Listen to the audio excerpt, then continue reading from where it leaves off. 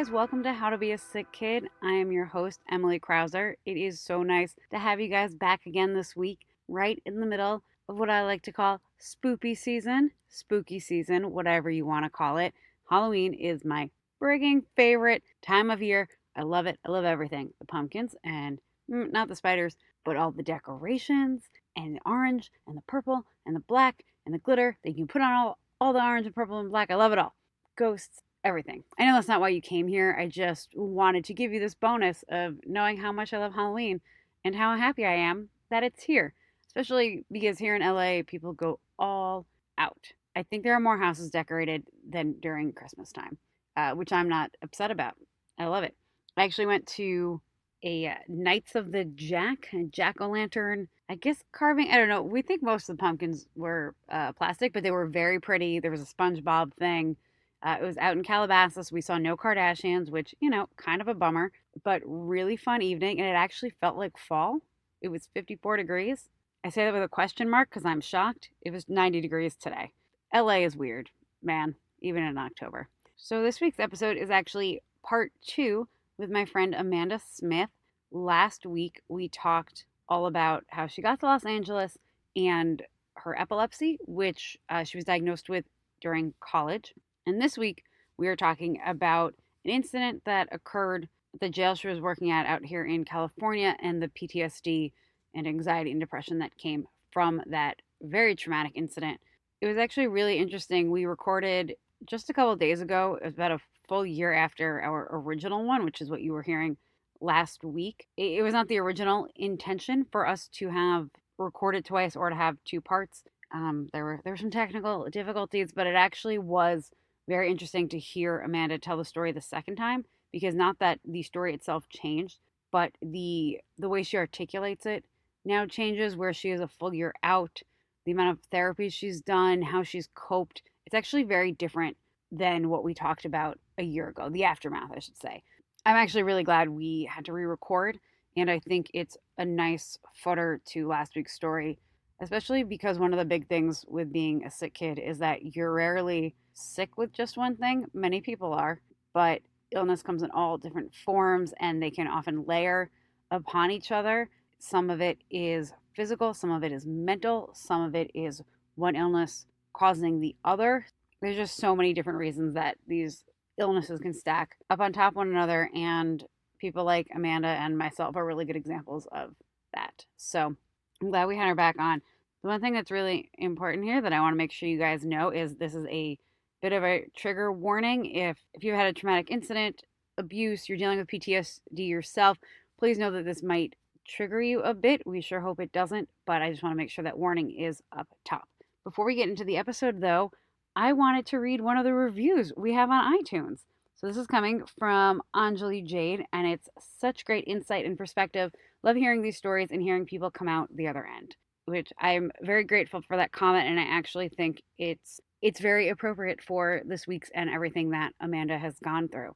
So if you haven't reviewed yet, please do. Please head over to iTunes, give us a review, click those stars to give us a rating. The more people that review means the more people that will find us on iTunes, other sick kids, people who just really want to hear good stories, all of that. The more reviews we have, the more people hear, the better chance of people finding it. So please help us out, help others do that, and I might just read your review on air. So without further ado, let's get to part 2 with Amanda Smith. Will you reintroduce yourself? Yeah, my name is Amanda Smith. We're friends. That is true. We're doing a part 2 a year later, accidentally. Yeah. Part 2. Yeah. Because full disclosure, the mic hated us. So we ended part 1, talking about your epilepsy last time. And then we started talking about your tattoos and why you have them, which led into you talking about peace. So I just want to hear a little bit about your story from when you were working at the prison and how it led to the diagnosis. I was working in the prison as a recreation therapist. I worked with inmates that had mental health issues, mostly depression, anxiety, substance abuse, schizophrenia, bipolar, all kind of access 1, access 2. And I just did group therapy programming. So anything from yoga to art to anger management, substance abuse classes, kind of like running a classroom. is the best way to describe it. And then, so you had one big though. Yeah. That happened. Although, from what I remember, there was a small incident, and then that led to the big one, right? So you had an issue with an inmate? Yeah. So I was working for 6 months, and there was this inmate. It was a Thursday, and an inmate confronted me on the yard, which, you know, there's a lot of prison lists, so the yard is prison yard. I think most people have watched The Yard or whatever. Oz or Green Mile. I think The Yard is pretty standard jail lingo. Yeah. Cool. I'll try to use some Orange is the New Black. Great. If it happened to Piper, I know exactly what it is. So I was out in the yard, and this inmate confronted me. I literally took 2 steps out into the yard, and this inmate, very schizophrenic, very broken speech, not on my caseload. I had never treated him. I didn't know his name, nothing. And I worked primarily on 1 yard, which is huge. You know, 1 yard has a ton of inmates. So I walked out, and he got up in my face and started cursing at me don't you ever, like very non-coherent sentences, and he just kept telling me he was gonna fuck me up, was like the words that kept being repeated in broken sentences. Yeah. And as a therapist, I'm good at de-escalating. And realizing, you know, when somebody's having a behavior or they're upset or they're stressed. So got him to de-escalate enough for me to leave, get away from him, and to go tell custody, to go tell the guards, the staff. And that led him to being taken off the yard and being held and kind of detained while they figured out what to do to him, whether they send him to prison jail, which is a thing. It's like prison jail? It's like the shoe, the hole. So like if you, I don't know, we watch prison shows and you see people like go to the shoe or the hole or whatever. I have heard this. Yeah. I think from Brooklyn Nine-Nine. Okay. So it's like if you commit a crime in prison, you have a cell phone or you beat somebody up or whatever, then there's like a jail inside the prison. Wow. So they were trying to figure out what to do with him. And anyways, they decided not to send him to prison jail, but he could be free to roam around about his days and go to classes as is. So that was on a Thursday. The following Friday was when the big quote unquote incident happened. So I was sitting in a classroom getting ready to teach yoga, and this room was the building. We ran groups in tons of different buildings. In every room, it's just me, either a rec therapist or a psychologist or whatnot, and then anywhere from 2 to 30, 35 inmates, and then a guard, 1 to 3 guards in the building. And I was at the far room, farthest from the door, farthest from the guards, sitting there getting ready to teach yoga, and I see this inmate that told me he was going to fuck me up 6 days prior, standing outside my door looking at the attendance list to see if that was the class he was supposed to be in, and I now knew his name, so I had to do much paperwork on him. And I looked down and was like, he's not on my list. And out of the corner of my eye, I see something like coming, approaching me. When you work in the prison, you go through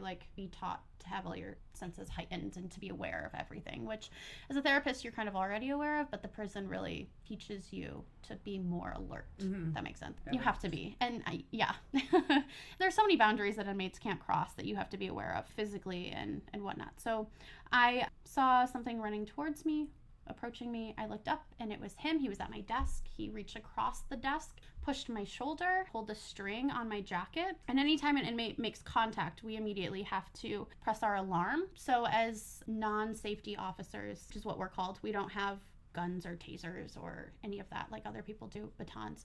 We have an alarm that looks like a garage door opener on our belts, and we have to swap it in and out for each building that we're in.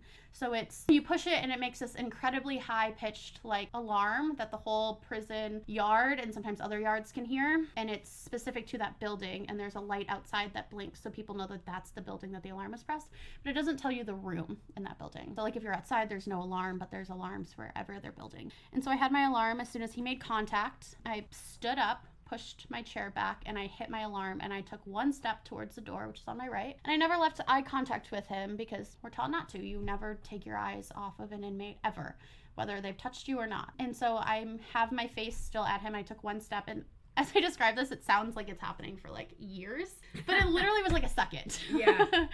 And he swung as soon as he heard the alarm and got me square in the face, nose, and my right eye. My head went back and hit the chalkboard. It flew forward. He grabbed me. I have very long hair, so he grabbed fistfuls of my hair and trying to pull me down to the ground. And in doing so, he, I don't know if this was purposeful or not, but banged my head on the table, and I cut my eye on the corner of the table. And then I don't really remember a ton of, I was conscious. I don't remember a ton of things, but like time, how long it happened, how my body moved in space, I have no idea. But somehow I landed on the ground. They teach you this thing where, I don't know, it's kind of called like a turtle shell. So you bring your knees to your chest, protect your internal organs. You never know if somebody has a shiv or a knife. And so I did. I somehow landed on my butt, and I brought my knees to my chest, and I just tried my hardest to not move my body. He had me by my hair and was just yanking me, like trying to drag me, trying to just like whipping me back and forth by my hair. And I'm like trying to not fall over, not to expose my side, whatever. And then I felt a tumble, and then magically I was in the hallway. I don't remember leaving the building. Like, I don't remember really being aware of my surroundings. I just remember feeling a tumble, my hair being let go, and then I'm in the hallway kind of having this like moment of like, what the hell just happened? Yeah. And somebody sees me, they pull me in, I talk to, and you go through all the prison politics after that, basically. Yeah. But from there, you obviously went to a hospital. You had to get stitched up and get through the physical recovery. So what did that look like for you? Yeah, so physical recovery, thankfully I didn't need stitches. You know, we have nurses and we have prison doctors. They took me to the on-site doctor to take photos of me. Everything has to be documented in a prison. So instead of being treated, I was more like a photo shoot, which was really strange. And then they take you up front to fill out paperwork, which is also very strange. And then you finally get to leave the prison and go to the doctor or hospital. What if you have like internal bleeding or if it was something major, they 100% would have gotten me an ambulance, but all of that can't get into the prison. So no matter what, you still have to kind of go through prison stuff to get to the prison. Like, they're not going to open the gates. Typically, I mean, maybe if somebody's dying, open the gates to a random, like, not a random, but to an ambulance, you know, because there's too many things that can happen. There's no ambulances. There's not an ambulance for a. There is. I refused to go on a gurney. That was my own thing. I was like, I need an ounce of dignity today. Please let me walk. So they let me walk to prison ambulance van, obviously with nurses and guards all around me, but I did walk. So I think because I did decline the gurney, I was okay. I was just shocked. I was stunned. I didn't have any emotion yet. I just remember like trying to make other people feel more comfortable. I was like trying to make other people like not laugh, but kind of, you know, like very uncomfortable. That's what I did every time someone found out I had cancer. Yeah. It's the same. You have to comfort other people when you're down. 100%. It's very strange. It's the weirdest thing. And looking back on it now, I was just like, God, if somebody would have just like given me a hug, I probably would have fallen apart right then and there. I think it's a defense move. 100%. So I then got taken by my supervisor in his own personal car to a walk-in clinic, workers' comp urgent care, and they took x-rays of me just to make sure that nothing was broken. Thank goodness nothing was. Honestly, the thing that was kind of the saving grace was that he swung from across the table. So all of this happened from him like standing on one end of a table and me on the other end. If he had been any closer, things would have been far worse. No broken bones. Honestly, that day, the doctors were like, okay, you're fine. Like, you don't need stitches. Your eye, here's some cream. Here's a shot in the butt to help with your migraine. You probably have a mild concussion. Don't drive for 24 hours. Come back and see us tomorrow. You're off work until Monday. And I was like, that's it? That's it. And that just kind of kept happening, you know, kind of people not really knowing it's a workers' comp case, so people don't want to spend money and they don't want to look into things. You really, really, really have to advocate for yourself if you're hurt at work, unfortunately, because you're now costing your job money and they don't want to spend it. They want you at work making money off of you.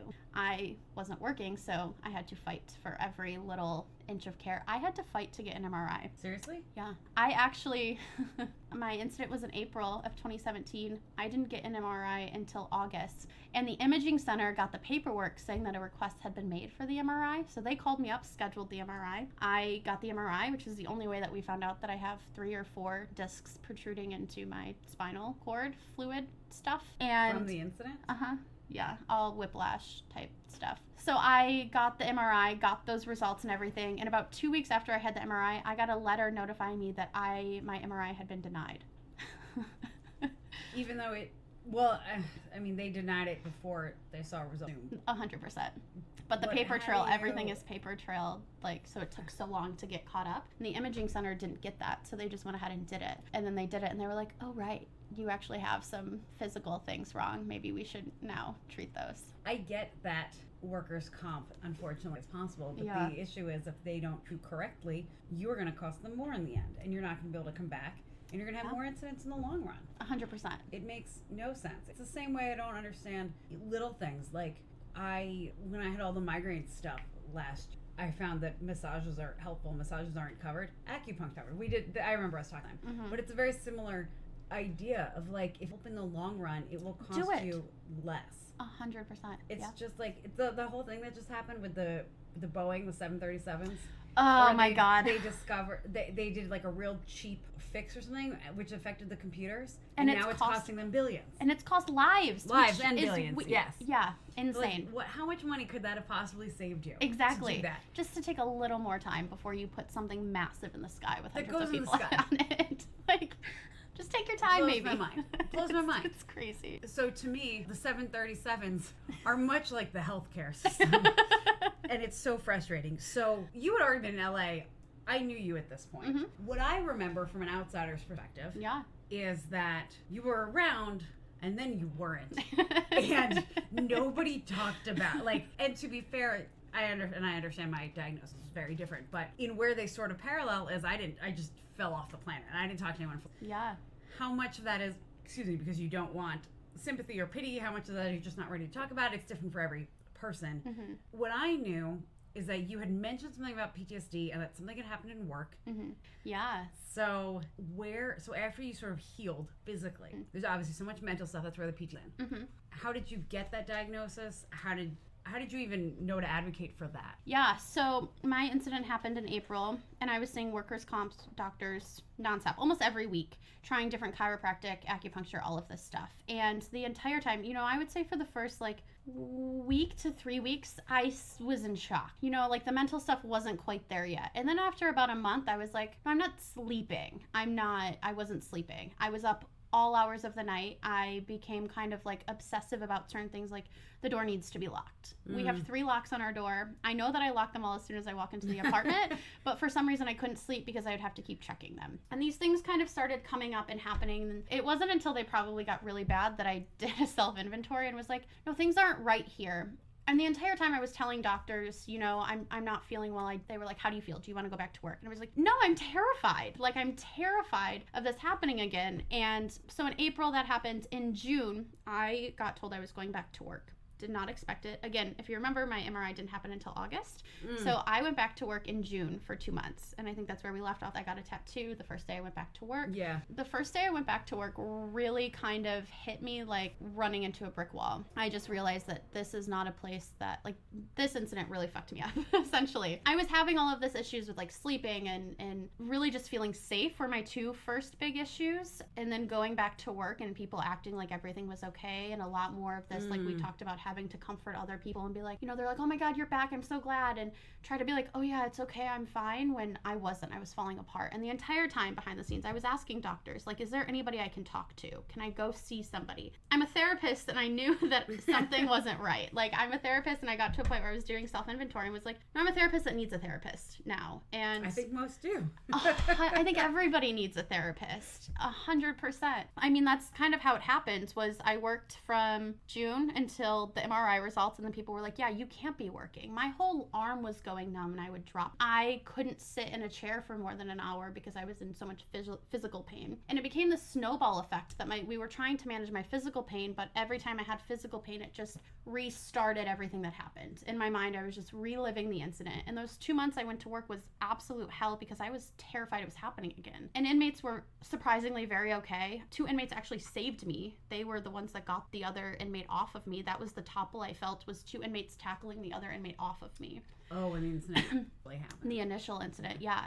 So inmates became kind of, everybody knew what had happened to me, but I still felt like it was going to happen again. And just kind of going back to that environment and seeing how things hadn't changed really kind of but it really brought into focus the fears and the anxiety and the things that I was having, and made me realize that how I was living my life was not healthy. And that's probably where I disappeared from the friend group. Probably. I stopped working in August, and I think I finally was able to get a therapist in September or October of 2017. And at that point, I mean, we talk about mental health, and as a society, we seem to be talking more about mental health and how it goes untreated for so long, but people don't really understand what it's like when it's untreated. My initial thing was that I knew, like, I was in physical pain, but I got to a point where I realized, I was like, no, I'm like traumatized by this, rightfully so. Like, I legitimately was not sleeping, and when I would sleep, I would wake up in like dripping sweat and sit straight up like a cartoon, you know, like that board game, like Daddy, creepy dad game. Don't Wake Daddy, or yes, Don't Wake Daddy. Oh God, what a Me Too game now. But like, I was thinking Operation, but that's not. No, I was alive. Very different. Yeah. You were not a cadaver. I was alive. I didn't always feel like it, but I would have these dreams.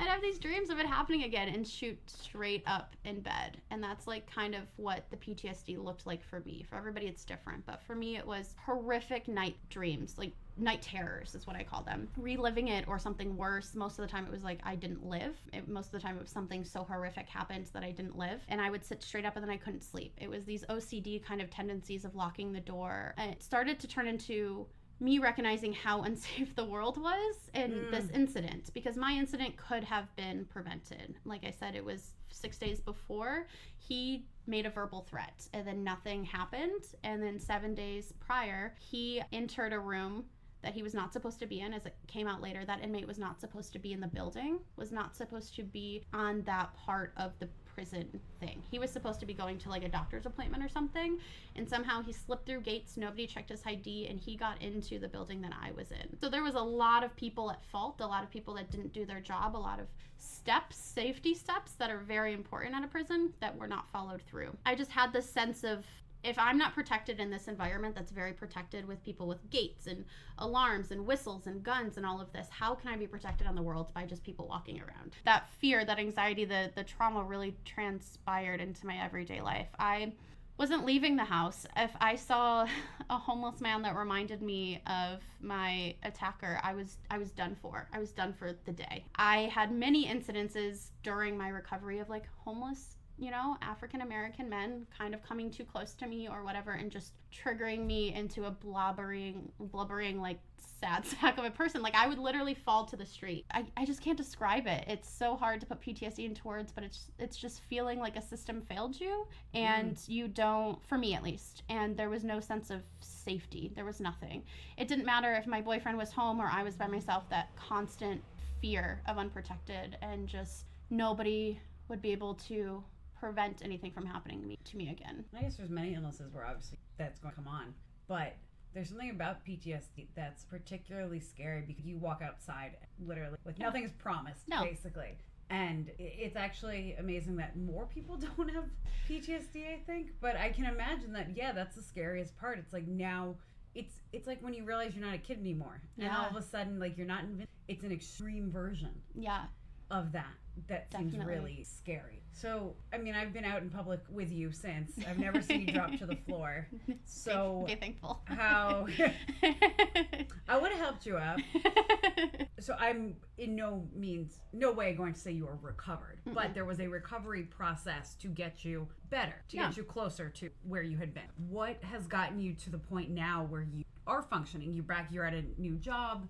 How'd you manage that? Therapy, self-advocating for myself to see somebody to help was the biggest thing. And I got into see a therapist. With that came psychiatrists. I'm a big component of everyone should have a therapist. I never used to be so pro therapy, but everybody should have everybody should have a therapist. And then a psychiatrist. So weekly therapy. I was placed on an antidepressant and some sleeping medication, and I was placed on trazodone. Drugs. Trazodone and Ativan were my two sleeping pills. And then Ativan's how I get on a plane. I know that one well. Doesn't work anymore, by the way.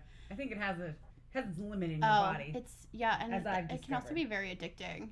Really? Mm-hmm. I literally only take it now on Ativan flights. is the drug that Michael Jackson died on. Obviously, he was taking hella doses. Let's be clear. on Well, on that one that of the two man's drugs. drugs. He was on a lot of drugs, including that. I was not on Ativan at the time because Michael Jackson died when I was still living in New Jersey. Oh yeah. I remember being at work at the Teen Mag, and this was before. Sounds like hell. This is before a news desk setting. Like everything was very much long form, or like you were planning out. I see. And I don't even know if we had the internet, but we didn't have a web presence, so there was no. And also, you're writing for like 11 years, so Right. I don't remember what we did. I remember just Say, being how do you at spin work. that? I'm gonna guess we didn't. Okay. I cannot remember because what would that have been? 2009, Yeah, I was in high school. 2009, 2010. Yeah. 2009, 2010. Yeah. Yeah, whenever it was, I don't know, but I remember staring. There's certain people whose deaths I do remember. I know where I was for Princess Diana. I know where I was for when I heard about Whitney Houston. I was living out here. This is nothing new. Whatever. I'm so interested in that story, though. I was at. Oh my God! I had just moved to LA. Our friend Lee and I went to the mall, and I was in a Spencer's Gifts. Oh my, what a place to in be. 2011, mind you. Is that place still open? Still open, and it was open then. I was looking at belly button rings, No. and my mom texted and said Whitney Houston died.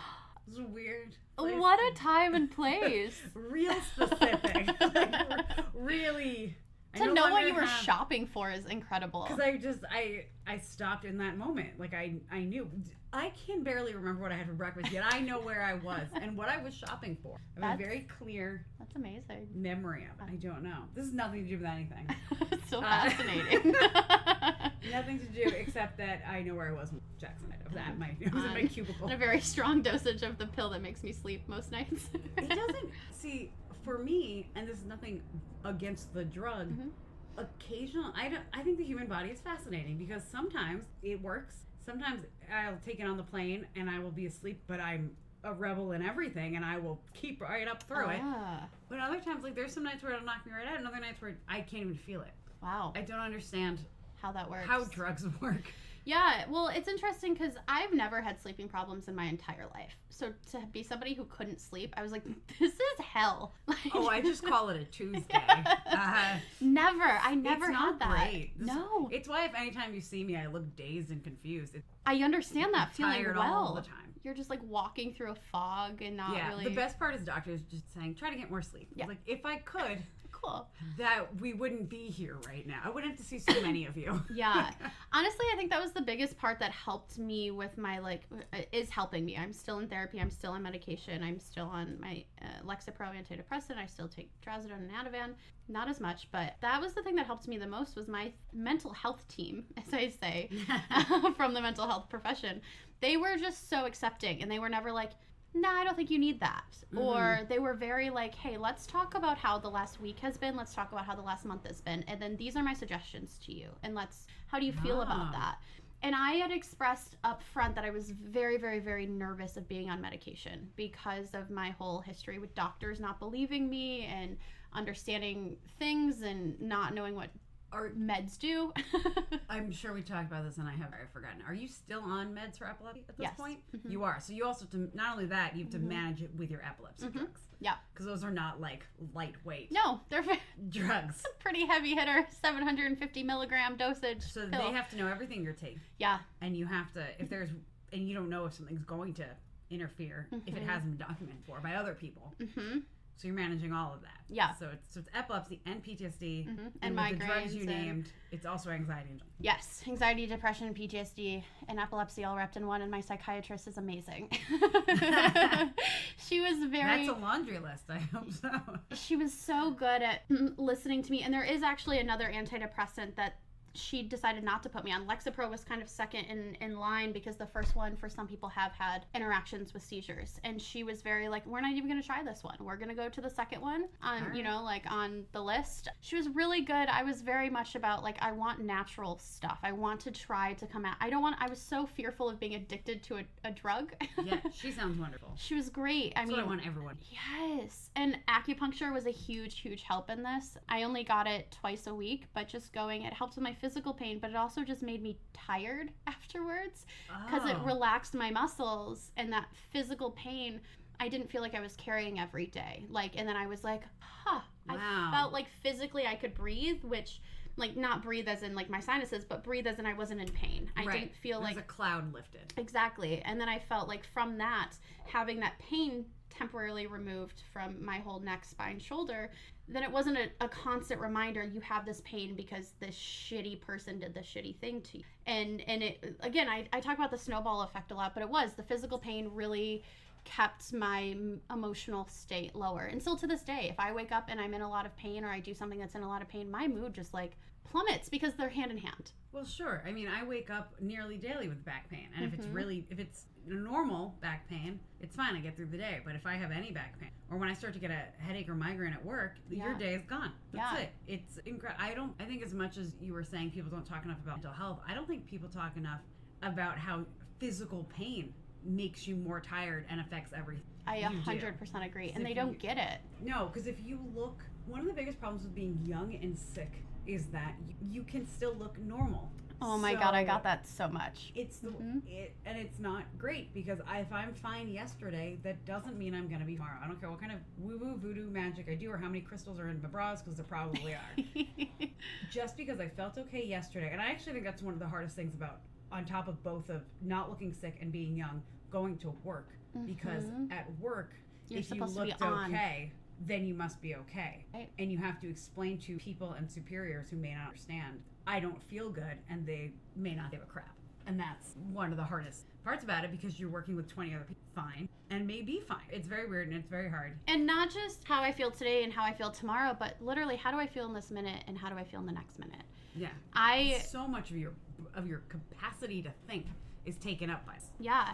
And not to minimize anybody's pain and mental health, on top of that, when you feel pain and then it initiates, it triggers, your mood, and your mood plummets. But on top of that, then I had, all of this happened because I was violated, because somebody came into my space and took advantage of me, and the people that were supposed to be protecting me they failed. And so every time I felt an inch of pain, still to this day, anytime I feel pain, it's instantaneous pain. Oh man, I'm sad, I'm angry, I go through all of this, and it's like a nonstop grief cycle. It really is. That's something that my therapist just we've encountered so much, and has helped me through my recovery so much, is that I had to grieve. I went through periods where I was so anxious and traumatic, and that I was just scarred, and I was like, fuck the world, everybody's out to get me. And people that aren't, if I saw a police officer, or I went to the animal shelter once and lost it because animal control was there, and they wear the same colored green jumpsuits as our prison guards, and just these things that I don't know, triggers. They're triggers, but were so prominent in certain spots, would set me off. I just had to learn how to talk about them and realize that I am safe. It was my biggest thing. But also grieve that person, that 25-year-old that went into the prison thinking that she could change the world, and got so into the injustices and the system and how to make things better. And I was so an advocate for prisons and how we vote and whatnot. And then I had to, that was taken from me, ultimately. It wasn't my choice. I didn't decide, I've had enough of the prison. That was taken from me. Somebody took that from me, and I had to grieve that 25-year-old. I had to go through a process of being this person that was so into it, I'm not going to be that person again. This person that was my dad, I think we talked about this in the last episode, my dad was like, why are you working in a prison? What's wrong with you? Everybody thought I was crazy, and I was like, no, I can do this. I then felt, crap, everybody was right. And that also added guilt and shame, and on top of all of these other feelings. So I just had to it sounds weird, but I processed grieving. I grieved for my 25-year-old self. I'm still to this day grieving the person that I was yesterday, but also empowering the person that I am today. Knowing that who I was yesterday, if I lost it, if I cried, if I fell to the ground, that was yesterday, but today I'm a step closer to being who I want to be, the person that's working full time again, the person that's got that inspiration and motivation and got so into that position as a 25-year-old, and knowing that I'll get that spark back, that I'll get that flame will be ignited again. It's not there now. I have my days, but it comes and goes. But man, that 25-year-old, she was something. I call it the inciting incident. There is no gray. It's amazing to me, because I think you change as every phase of your life. I'm not the same person I was in high school versus college versus post-college versus first moving to LA. It's incredible how many life cycles you go through in one existence. But this idea that you can have this inciting incident that can just affect you to your core and change the beliefs you have in yourself, I think there's something kind of scary in that. Because one, you never know, you don't know what it's going to be. But also, what if you don't like the person you've become? How do you handle all of that? I think it's really interesting that you say you have to grieve for your 25-year-olds, because one of the issues I have in therapy is when I'm just told, you just gotta let it go. Because I hate that. I want, as much as I rebel against virtually anything I'm told, I still want specific instructions on what I'm rebelling against. So the idea of being like, let it go, or even saying I went through a grieving process, what does that mean? Like, do you sit and meditate? Because to me, that's kind of a version of let it go. So what is a grieving for you? Well, I'm only saying that it was a grieving process now, looking back and reflecting on it. It wasn't in the moment of, I was like, okay, we're checking in every Tuesday at 11 a.m. and we're going to grieve what happens with your therapist one-on-one. That would be magical if it worked that way, but it never did. So and yes, my therapist never really told me let it go, but she did. My therapists are amazing, and they were really good at listening to me, and it wasn't kind of until afterwards that they would check in and kind of put this language out in the world that was like, look, you're upset and you're scared because you don't know, like you said, I don't know the person I'm going to become. I don't know if I'm going to get that fire back for this field. I don't know if I'm going to be as enthusiastic as something that as I once was. But I know now that the 25-year-old, like, that person who just felt like no matter what, nothing was going to happen to me, that like my safety was fine and all, that's always going to stick with me. But I guess I can say I don't know. I didn't know that it was a grieving process. I just went once a week for the most part. You know, there were times where once I finally got on sleeping medication, all I did was sleep. The sleeping medication took care of the nightmares. So then the depression had its chance to shine and was like, no, we're not getting out of bed for 23, 30 hours. And so it was like this wave of going through all the emotions, you know, once, and I don't want to say the PTSD cleared up, because it hasn't. There are still triggers for me. I think PTSD as a diagnosis, to me it's the same as I'm for the word, recurring illness, debilitate, what am I trying to say? I forget. I don't know what word I'm trying to say. It's your whole life. Yeah. Because how can it not be? It's an incident that happened to you. Whatever PTSD is, PTSD getting diagnosed for any human being, and you can correct me if I'm wrong here, PTSD always comes from an incident of some sort. Yeah. Right? So, or an environment. There's now in the new DSM, there is prison PTSD. You just have PTSD from serving time. Such a traumatic I fully believe that. place. Yes. Agreed. Fully believe that. So, did I interrupt? I feel like you were trying to talk and ask you. Okay. You're good. I know exactly. I'm going to cut much of this. My rambling. So, one of the things, and we discussed this a little bit, and I'm hoping I do not come off sounding ignorant with it. Do it. But we have discussed this before. So you were diagnosed PTSD, anxiety, and depression. Yep. And the big three. The big three. I find it to me, PTSD would be the overarching, almost the umbrella, and anxiety and depression, of course, come along with it. I am surprised you were diagnosed as all three versus PTSD as the diagnosis treat all three concepts, I guess. And to be fair, they're all words. They're all just words, and I guess they're all billing codes, really. Right. So I guess in reality, it doesn't matter. It's whatever you feel you have, and however you feel you can make it better. But to me, I can't imagine how you have PTSD. I would think anxiety and depression always go along with it versus being a separate diagnosis. Yeah. I could be off base there. I'm not. Well, I have a lot of feelings on that because, one, as somebody who works in the mental health field and has read the DSM, the Diagnostic System Manuals, whatever book, I understand I don't want to say I understand the criteria like I self-diagnose myself. I never self-diagnose myself. These are actual diagnoses that I have from doctors. But I did go to college and we did have to read, you know, how do you get diagnosed with PTSD? These are the requirements. How do you get diagnosed with depression? So there is overlap in how you're diagnosed for all three. But to even reach a diagnosis for each one, you have to have so many out of, you know, the number of criteria. So if PTSD has 5 and, you know, it says that you must have 3 of the 5, then I somehow got lucky and hit the number for all 3. For all of them. For all 3. And yes, it's a valid point. Did you get a prize? Lifetime of trauma. Yes. Ding, ding, ding. I am the winner. No, it's interesting because, yeah, the DSM says you have to meet the criteria to get a diagnosis. And, you know, maybe that I think that's a great point. I don't know very many people that just have PTSD without depression or anxiety, or definitely PTSD without anxiety. I feel like those go hand in hand.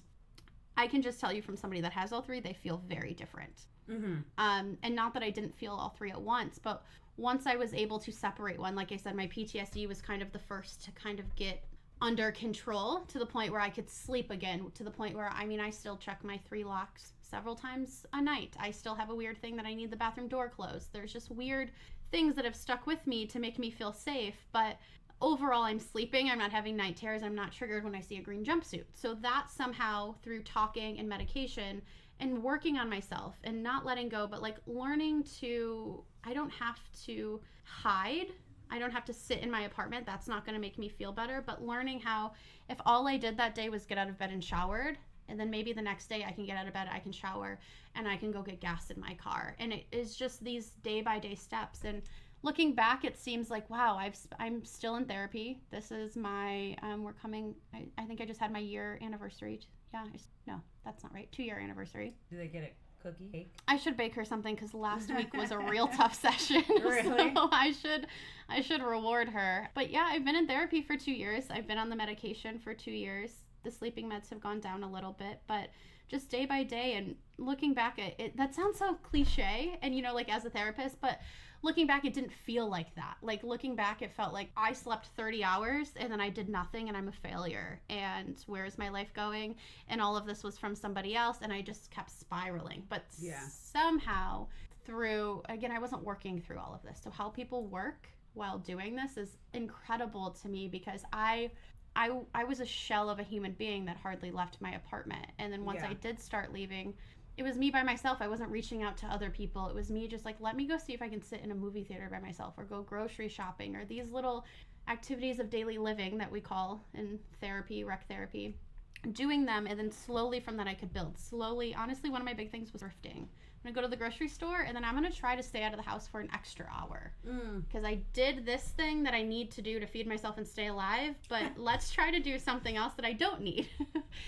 And finding these things, I got really into baking and puzzles. I tried so hard to get into reading, but my brain just became really spacey and hard to focus on things. Yeah, I've had a lot of trouble as good a since it's very hard when it does once. And thinks about a million things and it's hard to keep your brain focused when you're worried about are the doors locked, is the bathroom door closed.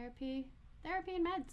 That's how you get through a day. That's how I get through a day, and a support system, but that's the best thing I could say. Yeah, and slowly from, you know, leaving bed, showering, going grocery shopping, staying out of the house for an hour, that slowly morphed back into, hey, maybe I can socialize with people. Maybe I can be in a crowded restaurant or a bar, and I still have days where I can't do that. I get too anxious and I need to leave a place early or I'm too tired, and you know, it's like a wave.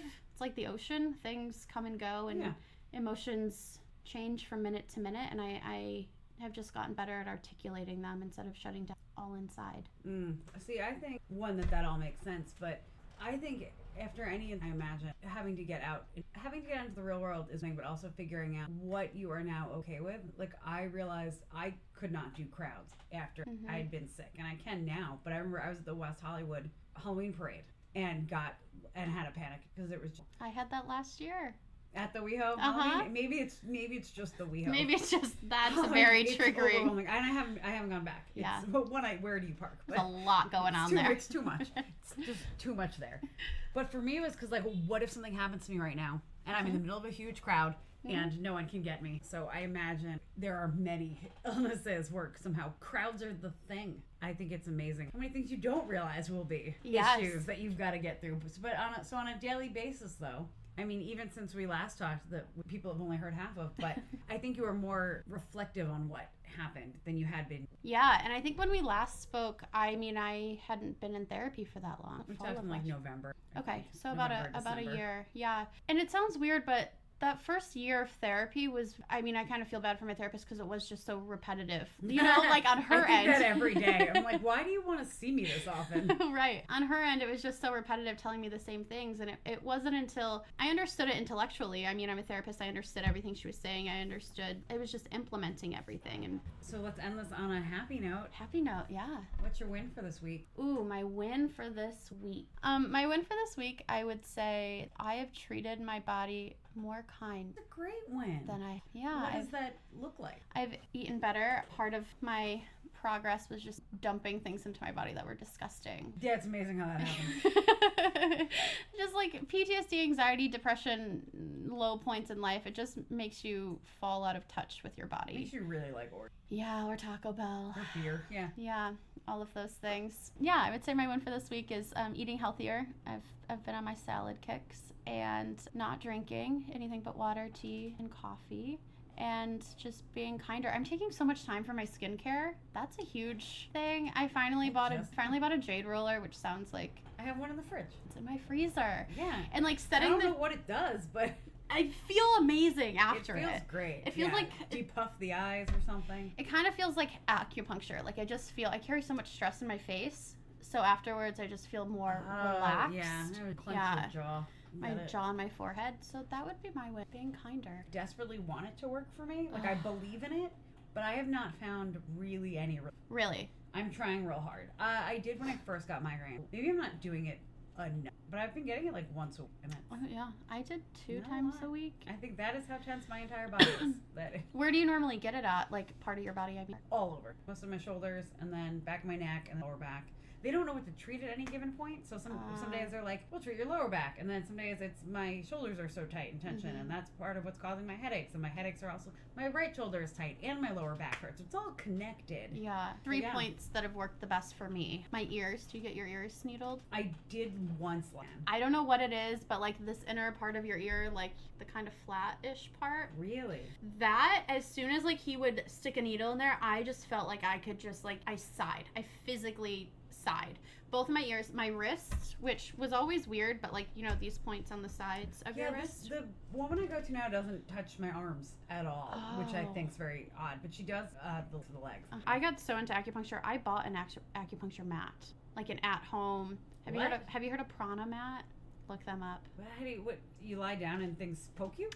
100%. Pete calls it our spiky motherfucking Is it board. like the Mortal Kombat? It's like you fall down. It's really thin. It's like there's just like coconut hole or something inside. It's not really like a pillow. I have a neck one that is more of a pillow, but it's filled with holes. Some natural. So there's tiny little. You're lying on spikes. Yeah, but it's not metal. They're plastic. So it's a plastic flower that somehow they've made sharp enough that feels just like an acupuncture needle, because when you lay on it, I don't know, this is how I felt. Acupuncture made me like at first, like, you know, the different points. I got my cranial. Did you ever get the top of your head? Once. That did feel good. Oh my god, the top of my head, my ears, and my neck were like the 3. I don't care if you put a needle anywhere else, I would go every day to get those. Really? I love it so much that I bought this like $200 mat, and it's just Dear flowers. Acupuncture, if you want to sponsor this podcast. They're a prana mat. I was thinking like the concept of acupuncture. Oh my god, I love it so much. I guess I'll look into it. I forgot that we were recording for a second when I went on this like tangent about prana mats. That's okay. I was like, oh, they're so good. That's okay. I think the world should know about a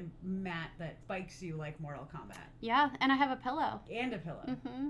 So you've gone all in. All in. I lay on the mat and then I put the pillow under my neck, like shoulder. And sometimes if I have a migraine, I love to sleep on a bathroom floor. That's my migraine spot. Interesting. Because it's nice and cold, and I'll take my prana pillow and lay on it. And well, I'm glad we wait. What was your win? Oh, my win of the week? What was my win of the week? I'm down 6 pounds. That was pretty exciting, and I still drink beer.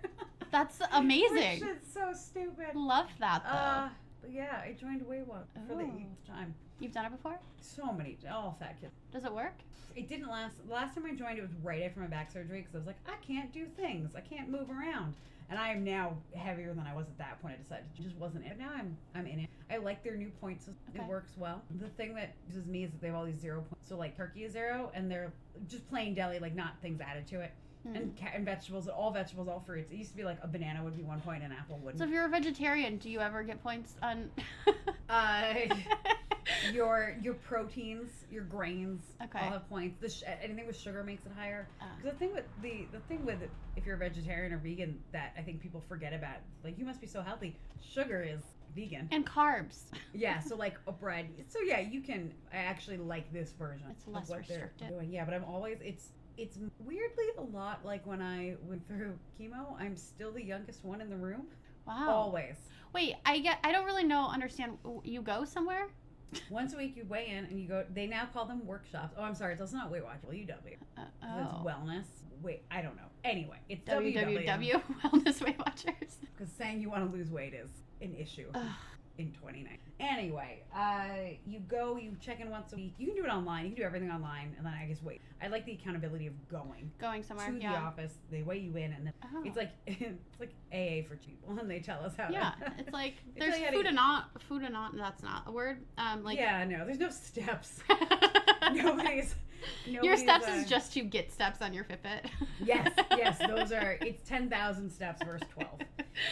But no, I love one of the ladies at one of the offices, but I'm the youngest. But I think I saw one girl around my age. Interesting. Always the youngest. It's weirdly triggering to back to cancer. I feel like that wouldn't be the case if we weren't in, like I feel like they're in other, like in my like Podunk, Michigan town, 100% there's people that I went to high school with that are in Weight Watchers. Versus that's interesting because I guess I would have thought it would be the opposite, but. No, because I feel like out here there's like all these like gurus and like Oh right, why would you need to? I also try to go in the morning. It blows my mind that people go at night because you've gone through a whole day of eating and then you're gonna weigh yourself. Right? So, do they do it after they like poop or something? I don't know, but there are like 6 p.m., 6:30 ones, and I will not. You go first thing in the morning. First thing in the morning. Yeah, that makes sense. sense. Might be why if they have people might go afterwards. Right, like millennials don't. Just kidding. I hate mornings. I still get up at 6. My physical therapy is 7 a.m. across town every day. This is why I don't sleep. Oh my god. Yeah. No. It's terrible. It's terrible. So basically what we're saying is if you're thinking of moving to LA, don't. Stay where you are. Please don't. Be happy.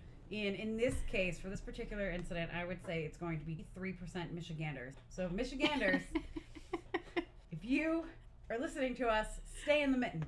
Don't leave. The snow's not that bad. No. Well, you can leave. Just don't come here. It's not because we don't like you, it's because we like you. Exactly. So where can people find you on the internet? Oh, the internet. My Instagram is Amanda Lou. I did realize that you are private on it though, so I was like, I'm not sure why we're telling people where you are. Oh, that's true. Well, part of that is because of my incident and because like just workers comp and there are lawsuits and there are stuff. The other part is my profession. I mean, I don't want... Oh, that makes sense. Okay, so in lieu of the internet, what would you like people to do after they listen? Oh, what would I like? Is there anything they should learn about PTSD? Should they hug a family member? 100%. Well, this month, the 10th, is World Mental Health Day. I don't know, take 3 deep breaths, cliche, but then like check in. After that, check in with yourself and then check in with your others, check your loved ones. Nobody likes to say, hey, I have PTSD, depression, and anxiety, and I'm not leaving the bed today. So if they're bailing, there's probably, check in. Yeah. Don't check in with me on Instagram. Check in with your loved ones. Check in with the people you know. Check in with the people that matter. IRL.